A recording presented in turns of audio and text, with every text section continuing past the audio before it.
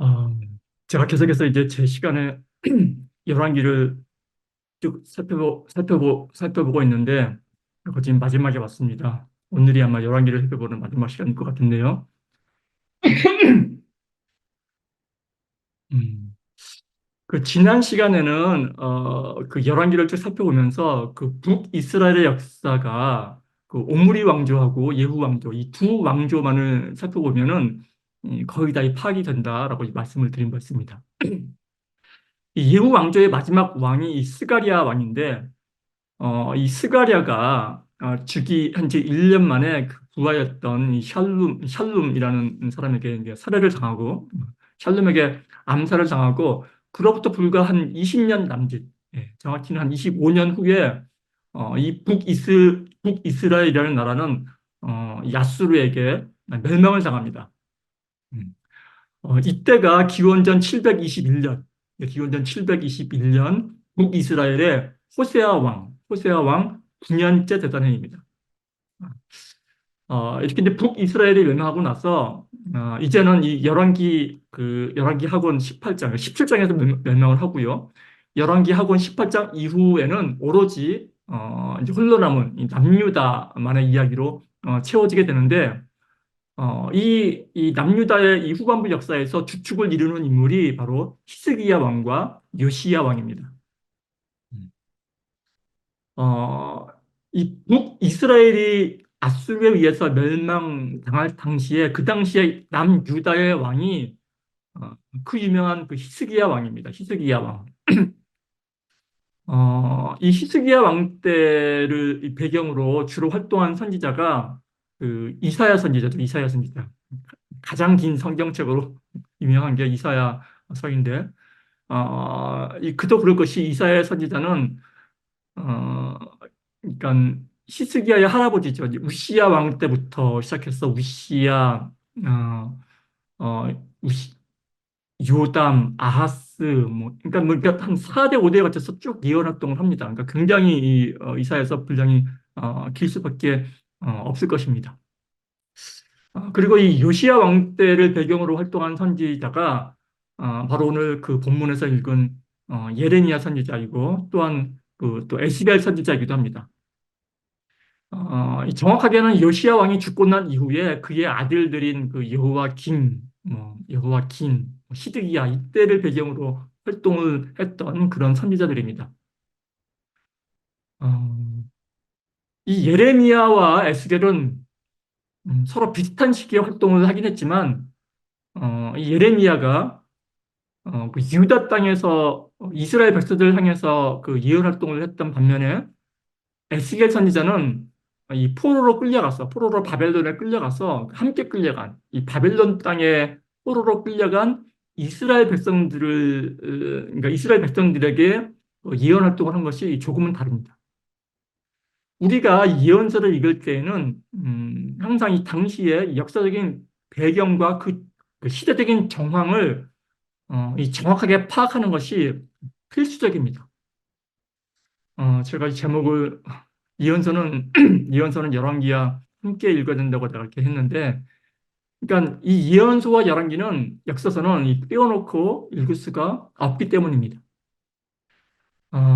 왜냐하면 그 이 선지자들의 예언은 그냥 이 하늘에서 마냥 뚝 떨어진 것이 아니라 언제나 그 당시의 역사적인 이 상황과 이 배경 속에서 나오는 것이기 때문에 더욱 그러합니다.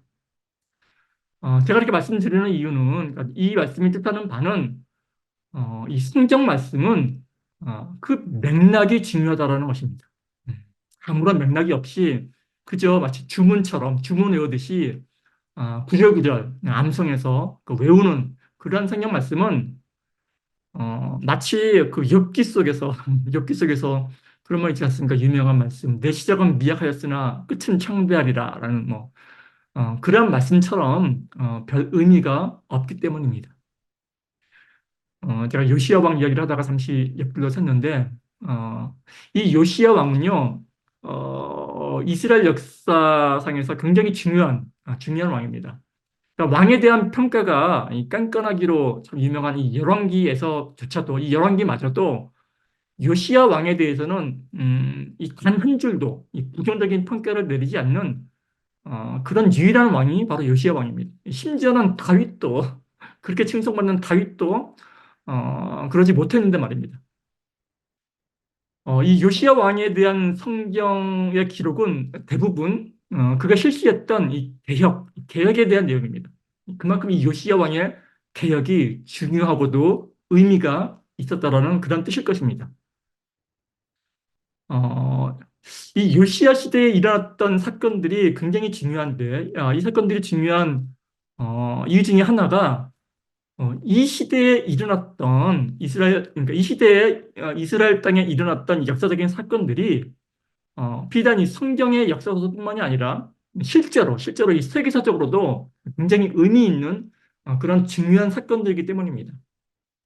그러니까 이 요시야 왕은 성경에도 나와 있지만 열왕기에 나와 있지만 기원전 7세기 그러니까 이제 정확하게는 BC 609년입니다. 609년 기원전 609년 그 애굽의 그 왕, 그 바로라고 하죠. 파라오라고 하죠. 바로. 이 바로 누구가 바벨론으로 전쟁으로 가기 위해서 출정했던, 그러니까 그런 출정으로 올라가던 중에, 바로 그 올라가는 중에 요시야 왕이 그 애굽의 왕, 그 바로 누구와 싸우다가 그 무깁도라는 곳에서 전설을 하게 됩니다.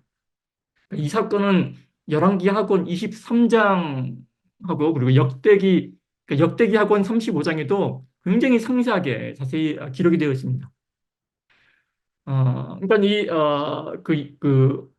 요시야 왕이 죽게 된 계기가 된 이 애국과 바벨론과의 전쟁이 그러니까 세계사적으로도 굉장히 유명한 그 갈그미스 전쟁이라고 불리는 바로 그 전쟁입니다.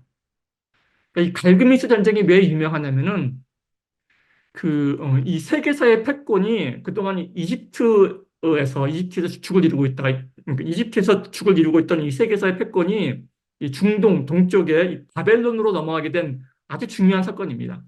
그러니까 우리가 이 세계사적으로 중요한 사건이 그 몇 가지가 있는데, 이 세계사의 패권이 지금 말씀드린 것처럼, 그러니까 이집트에서 그 중동의 바벨론 쪽으로 넘어간 이 갈그미스 전투가 굉장히 중요하고요. 또 이렇게 바벨론, 그러니까 동쪽으로, 이 페르시아 쪽으로 넘어간 이 세계사의 패권이 다시 서쪽, 그러니까 그리스 쪽으로 다시 넘어간 전쟁이 이제 그 유명한 그리스와 페르시아 간의 전쟁이죠.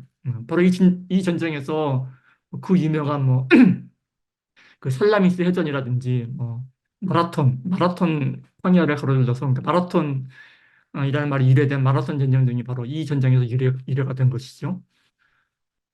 이 갈그미스라는 이 지명은 그러니까 그 티그리스 강과 유프라테스 강 사이 그 메소포타미아 지역이죠. 중동의 메소포타미아 지역이 상류 쪽에 위치한 그 지역의 이름입니다. 그러니까 이 지중해 남쪽에 위치했던 그 이집트에서 이 동쪽으로 이동을 하려면은 그 바벨론이 있는 메소포타미아 지역의 동쪽으로 이동을 하려면은 반드시 거쳐 지나가야 할 곳이 바로 그 메소포타미아 지역 상류에 있는 이 갈그미스라는 지역입니다. 그래서 굉장히 중요했던 전략적인 요충지가 바로 이 갈그미스 지역입니다. 그래서 이 이집트가 이 갈그미스 지역으로 이동을 해야 되는데 또 그러려면 반드시 또 도중에 지나쳐야 되는 길목에 바로 이스라엘이 있죠. 이스라엘이. 그래서 이제 이집트가 이 바벨론과 한판 승부를 위해서 갈그미스 지역으로 이동하려고 이제 북상하죠. 북상하는 중에 요시야 왕이 이 그 애굽의 바로니고 왕을 저지하려고 바로니고 왕과 싸우려고 추격을 하다가 이제 무기또에서 그만 이제 불행하게도 전사를 하게 되는 거죠. 그러니까 요시야 왕이, 그러니까 그 개혁을 선두지휘했던 성군 요시야 왕이 그렇게 허무하게 죽게 되자 이제 함께했던 그 요시야 왕의 부하들이 그 왕의 시체를 병거에 싣고 무기또에서 돌아와서 예루살렘에서 장사 지내고 그 대신에 그의 아들 여호아하스, 그러니까 요시야 왕에게는 세 아들이 있었습니다. 여호아하스, 여호와김, 그리고 mat단이아라 불리우는 나중에 시드기야로 불리우는 이제 mat단이아, 그러니까 시드기야, 여호와하스, 여호와김, 시드기야 세 아들이 있었었는데 이제 요시 왕이 죽고 나니까 여호와하스를 백성들이 기름 붓고 왕으로 삼죠. 그러니까 이 사건이 이제 그 열왕기하고 23장에 굉장히 자세하게 기록이 되어 있습니다. 요시야 왕이 죽고 백성들이 그의 아들 여호와하스를 왕으로 세운 그런 이야기들이죠. 그런데 이제 그러니까 요시야 왕 죽고 이제 바벨론 이제 이집트에 바로 느고는 요시야 왕을 죽이고 바벨론과 전투를 하기 위해서 계속 올라가죠. 갈그미스까지 가서 거기서 이제 그 갈그미스 전투를 벌입니다. 싸우는데 여기서는 승부가 안 나요. 승부가 안 나서 뭐 혹자는 뭐 이렇게 뭐 바벨론이 이겼다 뭐 이런 얘기도 하는데 뭐 승부가 정확한 기록이 없고 승부가 안 나서 별 성과 없이 이집트의 바로누고는 그 철수를 합니다. 다시 철수를 하는데 내려오는 길에 돌아오는 길에 마치 화풀이라도 하듯이 그 이스라엘에 들려서 그 이스라엘 백성들이 그 왕으로 세운 여호와하스죠. 여호와하스를 붙잡아 이집트로 끌고 갑니다. 이집트로 끌고 누구 맘대로 누구락도 없이 함부로 뭐 왕을 세워 이러면서 이제 끌고 가고 대신에 그 여호와스의 다른 형제 여호와 김을 왕위에 앉히죠. 자기 맘대로 왕위에 앉힙니다. 그러니까 오늘 본문에 나오는 지금 우리 백전주 목사님 읽어주신 여호와김 4년에 이 본문에 나오는 여호와김 왕이 바로 이 사람입니다. 이집트의 바로 누구에 의해서 여호와하스 대신에 왕이 앉혀진 왕이 바로 이 사람입니다. 이렇게 여호와김 왕이 애굽에 의해서 왕이 된 것이 그 갈그미스 전투가 일어났던 처음 갈그미스 전투가 일어났던 609년도 609년도의 일이니까 지금 본문에서 읽어드린 여호와김 4년 그러면은 기원전 605년입니다. 4년이 지난 605년. 그런데 이 기원전 605년도라는 이 연도가 또 굉장히 세계적으로 중요한 게 이 해에 제2차 갈그미스 전투가 일어납니다. 그러니까 바로 이 4년 전에 609년도에 제1차 전투 때 서로 승부를 내지 못했던 그 이집트하고 이 바벨론이 4년 후, 그러니까 605년도에 다시금 이 갈그미스에서 전투를 벌이는데 이 전투가 바로 이 제2차 갈그미스 전투입니다. 근데 이때는 승패가 갈립니다. 이때는 패권이 바벨론으로 넘어갑니다. 이집트가 지고 바벨론이 승리를 하게 되는데 이때의 승리를 거둔 사람이 그 유명한 이 바벨론의 느부갓네살 왕입니다. 느부갓네살 왕. 그러니까 패권을 차지한 왕이기 때문에 굉장히 세계적으로 유명한 왕이죠. 그래서 이 전쟁에서 이긴 느부갓네살 왕은 이제 그 일대를 다 평정하게 되죠. 그래서 이제 바벨론으로 돌아가면서 그 유다에 쓸만한 사람들을 다 이 포로로 이제 잡아서 끌고 가죠. 그게 그 유명한 바벨론 유수죠. 바벨론 유수. 그러니까 1차 포로. 1차로 끌려간 사람들이 이때는 아직 그 남유다가 망하기 전입니다. 나라가 아직 망하기 전이에요. 그러니까 이때 제 1차로 끌려간 사람 중에 속했던 사람이 바로 이제 다니엘이죠. 다니엘과 세 친구에서 다니엘이 첫 번째로 이제 그 포로로 끌려가게 됩니다. 이 느부갓네살 왕이 그 이스라엘의 많은 사람들을 포로로 끌고 가면서 이 그동안은 애굽, 이집트를 섬기고 있던 그 여호와김 왕한테 단단히 경고를 하죠. 너 이제부터는 나를 섬겨야 돼. 또 비록 네가 애굽에 의해서 왕이 오르긴 했지만 이제부터 나를 섬겨. 배반하면 죽음이야. 이렇게 경고를 합니다. 이때부터 이스라엘의 여호와김 왕의 이 순환이 시작되는 것입니다.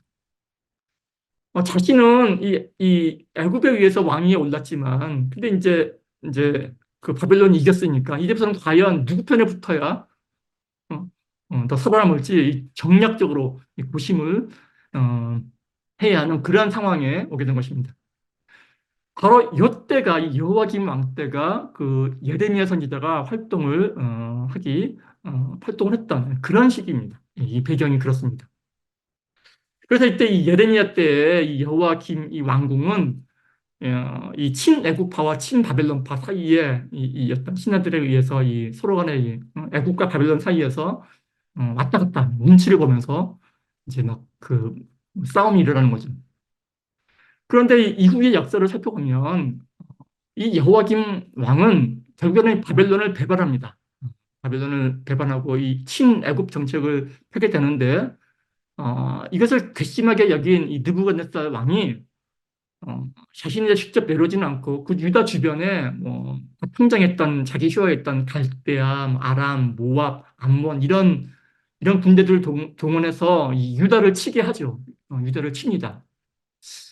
아마 이때 여호와김 왕이 죽게 되는 것으로 이렇게 보는데 뭐 학자들에 따라서는 이때 여호와김 왕이 죽은 게 아니라 성경에 기록은 안 돼 있으니까 뭐 바벨론으로 끌려갔다 뭐 이렇게 보는 사람도 있긴 한데 아무튼 이때 이제 여호와김 왕은 사라지고 이 백성들은 이 여호와김 왕의 아들 이 여호와긴인데 이 여호와김 왕의 아들이자 요시아한테는 손잡벌이죠. 손잡벌인 여호와긴 왕을 새롭게 왕으로 추대를 합니다.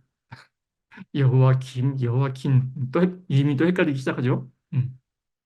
그런데 이 백성들에 의해서 추대된 여호와긴이 계속해서 이 애굽 편을 신애굽파 이 말을 듣고 이 애굽 편에 붙으려고 하니까 이번에는 이 느부갓네살 왕이 직접 내려옵니다. 직접 내려와서 그 이제 여호와긴 왕을 그 왕으로 옹립한 지 3개월밖에 안 됐거든요. 3개월 만에 이제 그 또 잡아 올라가죠. 여호와긴 왕과 그 귀족들, 그러니까 유다 이 왕가를 싸그리 다 포로로 삼고 그리고 모든 귀족들, 실권자들, 그리고 고급 인력들, 그러니까 기능공들, 똑똑한 사람들 이런 사람들 약 1만 명, 1만 명을 사로잡고 또 이제 성전의 각종 그 황금 기명들 있지 않습니까?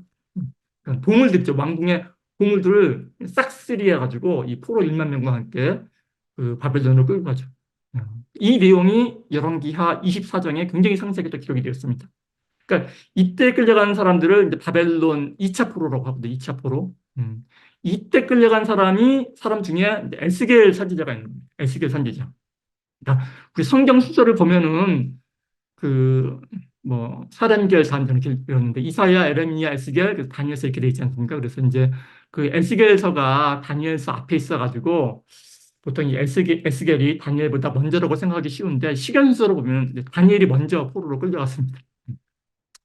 그러니까 이 바로 얼마 전에 그 똑같은 일이 되풀이되는 거죠. 이 애국 왕 바로 누고가 이 백성들이 세운 그 왕인 여호와스를 폐위시키고 애국으로 끌고 갔지 않습니까? 끌고 가듯이 끌고 가고 또 자기 맘대로 이제 아무나 이제 그의 형제 여호와김을 왕위에 앉혔듯이 이번에는 바벨론 왕 이 느부갓네살도 이 똑같이 이 백성들이 세운 여호와긴을 폐위시켜서 바벨론으로 끌고 가고 대신에 여호와긴의 숙부 작은 아버지 그러니까 요시야 왕의 아들이죠. 요시야 왕의 아들인 시드기야를 왕위에 앉힙니다. 시드기야. 그리고 이 시드기야 통치 11년 만에, 그러니까 시드기야 11년에 이 남유다 역시 역사적으로 사라지게 되는 것이죠. 그래서 이제 북이스라엘, 남유다, 이제 이스라엘이 역사 속에서 사라지게 되는 것입니다. 그러니까 정리해서 말씀드리자면은 그 유다 발미의 그 요시야 왕의 개혁으로 잠시 일어서려던 이 남유다는 이후에 급변하는 세계 정세 속에서 그때 그 당시에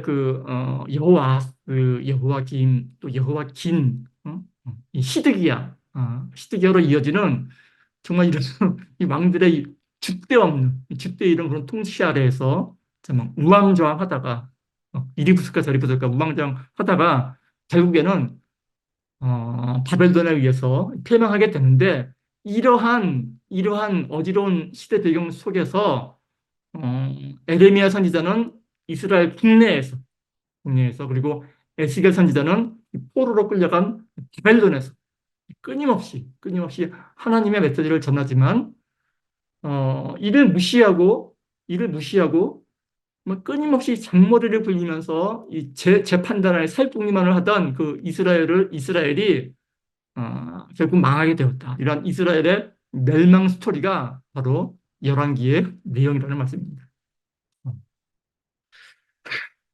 네, 두서없이 이게 서론이에요. 아, 저는 오늘 이 예레미야와 예수기에서 이제 예언서가 있는데 내용이 상당히 길죠. 수많은 에피소드들이 있습니다. 수많은 이 예레미야서와 예수계서의 수많은 내용 중에서 단 한 가지 에피소드를 소개하면서 오늘 말씀을 제가 마치려 합니다. 이 유다 말기 시드기야 왕 때 정말 이 나라의 존망을 앞두고 어, 여러 가지 의견들이 있었죠. 여러 선지자들이 정말 자신이 받은 메시지가 이 하나님의 메시지라면서 앞다투어 시드기야 왕 앞에 예언들을 쏟아내놓습니다. 예언들을 내어놓는데 이때 예레미야는 이 멍에를 맨 모습으로 나타나서 어, 이 젊게 불지 말고 꾀부리지 말고 이 바벨론에게 순순히 항복해서 하나님의 심판을 받아들이라는 그런 메시지를 전합니다. 음, 그게 예레미야가 전한 메시지입니다. 근데 반면에 당시에 그 유력한 그 사대 집안, 유력한 이 명문가 출신의 이 하냐냐라는 선지자가 있었는데 이 하나냐라는 선지자는 이 자기에게 내린 하나님의 말씀은 어, 이제 곧 이 바벨론이 망하게 되고 이 이스라엘이 해방을 맞이하게 된다는 것입니다. 그래서 이 앞장서서 이 예레미야의 목소리에 이 반대를 합니다. 그런데 가만히 보면 이 바벨론에게 항복할 것을 예언한 이 예레미야는 그 이 몰락한 사제들이 주로 유배되었던 몰락한 사제들의 유배지였던 이 아나돗이라는 곳이거든요. 이 아나돗의 선지자 에레미야라고 소개가 되는데 이 아나돗 출신이었던 반면에 이 하나냐는 이 당시에 유력한 그러니까 예루살렘 성전이 세워지기 이전부터 이 선지자 노릇을 했던 그 유력한 선지자 가문 기브원이죠. 선지자 가문 이어서 사람들한테 굉장히 이제 신망이 높았겠죠. 그러니까 하나냐는 그런 유력한 선지자 가문의 출생이었다는 사실입니다. 어, 우리는 보통 나에게 힘과 위로를 주는 말씀 그리고 권위 있고 권위가 있고 힘 있는 사람들의 메시지를 이 하나님의 말씀이라 생각하기가 쉽습니다. 그런데 오늘 우리가 살펴본 바와 같이 이 이스라엘 역사 속에서 이 예레미야나 에스겔이 전하는 메시지를 가만히 살펴보면 우리로서는 너무나 파격적이어서 이 상식적으로는 도저히 받아들이기 힘든 메시지들입니다. 한번 생각해 보시기 바랍니다. 만약에 일제시대 때 나라의 독립을 위해서 이 독립군들이 모여서 회의를 하는데 어떤 사람이 일본 제국에 순순히 항복해서 거기에 포로로 순순히 끌려가는 것이 하나님의 뜻이라고 주장을 한다면은 어, 그 사람이 과연 어떤 취급을 받겠습니까? 이 천하의 매국노라고 아주 그냥 욕을 얻어먹지 않겠습니까? 음. 그런데 지금 이 에레미야나 에스겔이 전하는 메시지가 바로 그런 메시지인 거죠. 뭐 순순히 항복하고 끌려가라 막 이런 메시지보다 이제 한술 더 나아가서 포로로 끌려가서 거기서 아예 자식 낳고 오랜 시간 대대손손 살라고까지 말을 하고 있는 것입니다. 어, 반면에 이 하나냐 유력한 선지자 가문의 이 하나냐라는 예언자의 메시지는 하나님께서 곧 우리에게 승리를 주실 것이고 어? 뭐 자식 낳고 거기 가서 뭐 살기는커녕 이 일이 1, 2년 이내 곧 1, 2년 이내에 곧 이루어질 것이라고 호언장담을 합니다. 여러분이라면 과연 누구의 말을 하나님의 말씀으로 받아들이시겠습니까? 어, 우리의 이익과 나의 감정에 따라서만 이 하나님의 뜻을 해석한다면은 그것은 나에게 독이 될 수 있습니다. 우리는 오히려 지금 당장은 나를 무너뜨리고 나를 부서지게 만들지라도 결국에는 나를 성장시키고 이 구원하시는 그런 하나님의 뜻을 식별하고 선택해야만 합니다.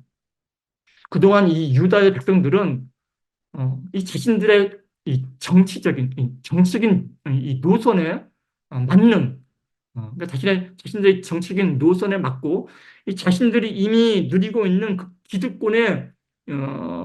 그 기득권 유지에 도움이 되는 자신들이 이미 누리고 있는 그 기득권 유지에 이 도움이 되는 선에서만 이 하나님의 말씀을 찾아다녔습니다. 그리고 이 가짜 예언자들은 그들이 듣고 싶어하는 이야기를 그냥 전했을 뿐이죠.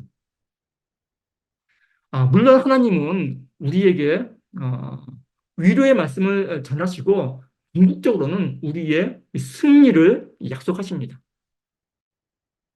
그러나 이 하나님의 위로와 승리는 그저 기계적으로 우리가 하나님의 백성이니까 우리는 하나님의 선택받은 선민이니까 우리가 그냥 하나님을 잘 모시니까 그러니까 우리가 하나님의 백성이니까 그냥 자동적으로 주어지는 것이 아니라는 말씀입니다.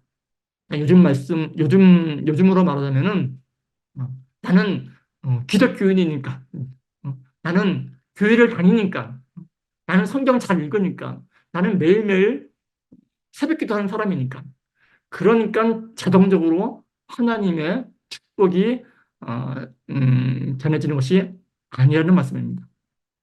음. 제가 오늘 드리고 싶은 말씀은 여기에 있습니다. 교회에 나가는 것이 습관적이 되어서는 안 됩니다. 우리는 이 매주 교회에 나가면서도 나는 오늘 왜 교회에 가는가? 나는 오늘 왜 예배에 참석하는가?를 그때그때마다 스스로에게 물어야 합니다. 우리가 교회를 갈 때에는, 우리가 예배를 할 때는 어떤 의지를 가지고 해야 합니다. 그래야지 자신의 이 삶이 개선이 될 수 있습니다. 음. 회개란 바로 그런 것입니다. 어, 회개란 그저 이 머릿속에 이 반성이 아니라 삶의, 실질적인 삶의 태도와 이 삶의 개선이 곧 회개란 말씀입니다. 삶은 전혀 개선되지 않고, 그러니까 회개하지 않고, 그저 교회에 간다고, 예배에만 참석한다고 해서 하나님의 백성이 되는 것은 아니라는 말씀입니다. 그 옛날 수많은 선지자들, 이사야 선지자나 예레미야 선지자, 에스겔 선지자를 비롯한 수많은 선지자들과 그들의 가르침을 이어받은 신약의 예수님의 가르침이 바로 이것입니다. 음, 교회에 모여 입으로만 떠드는 주여 주여 입으로만 떠드는 그런 한낱 종교인에 머무르지 말고 어, 회개해서 진정으로 회개해서 이 변화된 삶을 살아내는 진정한 하나님의 제자, 예수님의 제자, 기독교인이 되라는 것입니다. 이것이 바로 신약 성경이 전했던 예수님의 메시지였던 것입니다. 회개하라, 하나님의 나라가 가까이 왔느니라. 우리 함께 기도하시겠습니다. 사랑하는 하나님 아버지, 우리에게 진정한 회개를 허락하시어 우리가 이웃을 남으로 여기지 않고 어, 어, 변화된 삶을 회개하여 변화된 삶을 기쁨으로 누리며 사는 그러한 진정한 하나님의 예수님의 제자된 삶을 살 수 있도록 늘 인도하여 주시옵소서. 감사를 드리며 모든 말씀 귀하신 예수님 이름으로 기도합니다. 아멘. 우리 함께 어서 돌아오 찬양 드리겠습니다.